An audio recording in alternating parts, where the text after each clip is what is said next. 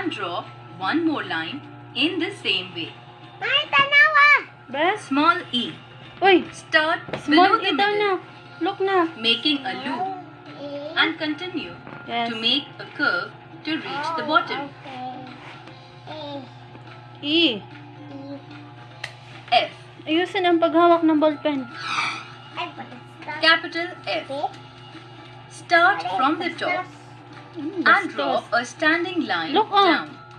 What letter is that? Go again to the top and draw one sleeping line to the right. Then go to the middle and make another line in the same way.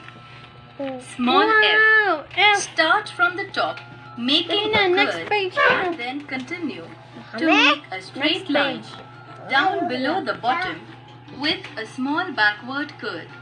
Next page. Next, go just below the top curve and draw a sleeping line across. Ayusin ang pag-hold ng ballpen.